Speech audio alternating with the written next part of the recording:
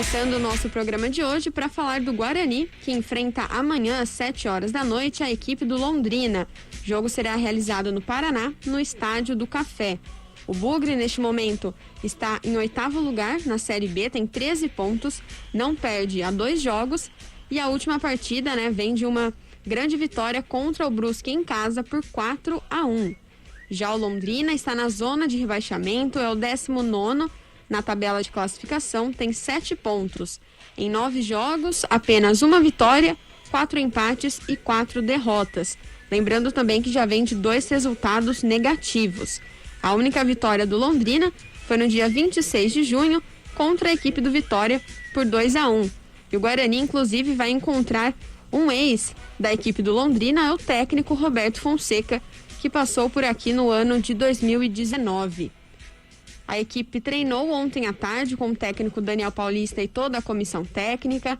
Os atletas realizaram trabalhos em grupos divididos, fazendo trocas de passes e depois foram divididas então 2 equipes de 11 jogadores, onde o técnico já esboçou essa equipe para enfrentar o Londrina amanhã.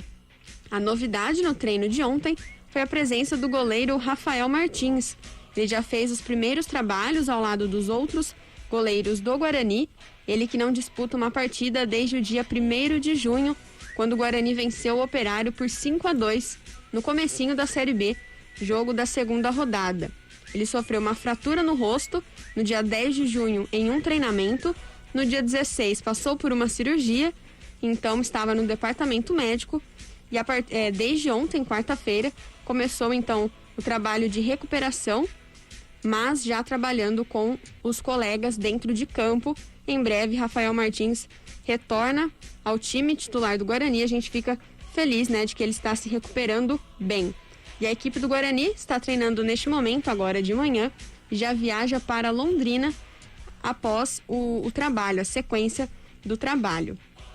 E ontem também tivemos o Rodrigo Andrade, jogador falando com os jornalistas, concedendo entrevista coletiva online, e ele falou sobre o período de descanso entre uma partida e outra. A gente sabe da sequência de jogos que a gente enfrentou, e com esses dias de descanso aí dá para recuperar mais, ajustar, fazer treino de academia e recuperar, e poder voltar zerado para ir 100% jogar contra o Londrina. Eu jogo onde eu vejo espaço, na verdade, O Daniel sempre deixou bem claro para eu ficar à vontade. E aonde vejo espaço eu jogo e sempre querendo ajudar a equipe, ajudar o Bruno ali, que é o nosso cão de guarda.